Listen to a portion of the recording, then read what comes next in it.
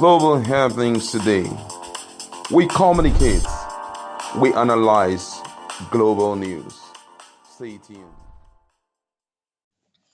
Hello, beautiful people. Welcome to Global Happenings today. Already, Peter Obi's campaign done solely by his obedient supporters. Remember, the portal for campaign has not been officially opened, but it looks like supporters here and there are already campaigning strongly for their aspirant, the chosen aspirant. Peter Obi seems to have taken a long leap, as even Aso Rock is beginning to wonder what's with this obedience Peter Obi and LP making rounds even in the north.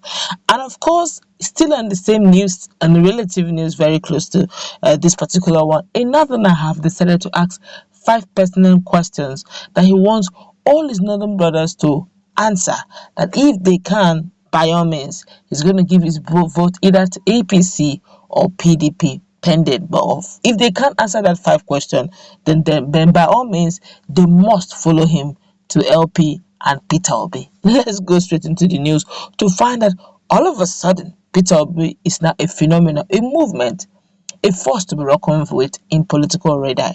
Well, according to the news, Bashar Ahmed, President Muhammad Buhari special person, who has been, especially when it comes to the issue of media, he said this on his verified page that got a lot of people talking.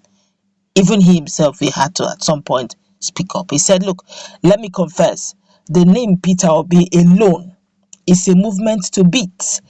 I was in Kano over the weekend, and to my surprise, everywhere is Peter Obi. Nobody's talking about other candidates anymore. And a friend told me that it's a similar story in Katsina. Labour Party is getting 75% to 80% in those states, they said. But a lot of people are insinuating that this statement may be an unserious propaganda trying to make Peter Obi supporters to relax so that they can take over. Other people feel that that's another way of telling them ahead of time that whether it is 80 or 85%, they likely may be rigging. Whatever the case is, Nigerians are fully ready for what is at stake. And of course, very quickly, in another news, one of the prominent social media influencer, northern social media influencers, have only asked just 5 questions. Said please, his northern brothers should please give him an answer to those 5 questions, and if they can, honestly, with due respect, he's not only going to move to PDP or probably APC, but he will definitely take it personal in taking most people as he can to this parties. Well, according to a well-known Nigerian creative thinker, governance advocate, entrepreneur, public commentator, and social media influencer, Shehu Ghazali Sadiq has once again challenged or taken to his social media page to challenge his brothers to see reasons why they should vote for Labour Party candidates as Peter Obi in forthcoming presidential election. Taking to his official handle, he pledged to forfeit his support for Peter Obi and even vote for PDP if his northern brothers can outline just 5. Just 5 things President Muhammad Buhari has done for them. Speaking further, he urged northerners to vote for Peter Obi, watch and hold him accountable for what he will do in the north and the country at large. Let me quote him word for word. He said, "My dear northern brothers, if you can list 5 things President Buhari has done for us in northern Nigeria to improve our lives in the 7 years of his government, I will vote for PDP. If you can't list 5, then why do you want power to remain in APC or even in the north?" That's for Atiku now. Why not vote for Peter Obi and watch what he will do for the north and hold him accountable? Why do you want to do the same thing and expect a different result? Vote wisely. Hashtag Peter Obi for President 2023. This guy has been a pain in the neck for a whole lot of people out there. A lot of people have been reacting to this. I'm going to take 1 or 2 reactions on this and also look at what Bashir Ahmed said concerning the fact that Peter Obi gradually, if you notice, the campaign itself has not begun, but the people are, what you are seeing right now is not Peter Obi's making. It's the youth. trying to take back power. A lot of them believe that they have tested APC, they've tested PDP. There's nothing new they will offer. It is the same mandate, the same circle of politicians, nothing different, nothing new. But Peter Obi looks different, okay? He may not be a saint, all right? He may not be perfect, but somebody said in the kingdom of the blind, a one-eyed man is the king.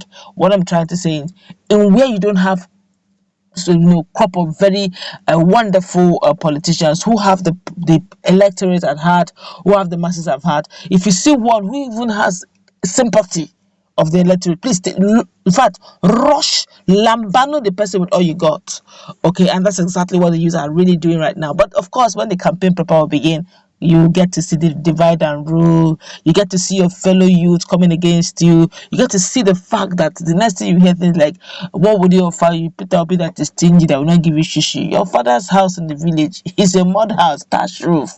But if you vote for this candidate, vote for this candidate, he's going to dollar cash. You understand? There's a way he usually settles his people. He will give you something. In fact, in your local government, you can become a councillor, where you now begin to see something that can make you can go to him. He has his boys everywhere who can, if you just tell him that you're a candidate or you are supporting that person, they can give you up to this amount of money. And that's why by the time poverty reading Nigerians, they tend to think of their future and how to look like, they begin to say, have to repeat, does not give shishi. But whatever decisions you make, always remember, you have 4 years, probably 8 years of your life to live by it. You have no right to condemn, accuse, cry, feel dejected, or even complain because you just sold your right by collecting whatever bribe you're going to collect. Why not vote your conscience? Even if all is well for you, why not think of a next generation so that we'll have a country called Nigeria? If you feel all is not well for you and you're too hungry to decide, why not make yourself that sacrificial lamb by holding your tummy and saying, if it's this one vote that will make the change, let me pay that price for the tomorrow of those unborn children, the born children, those Amajiris on the street, those beggars on the road who want a better life.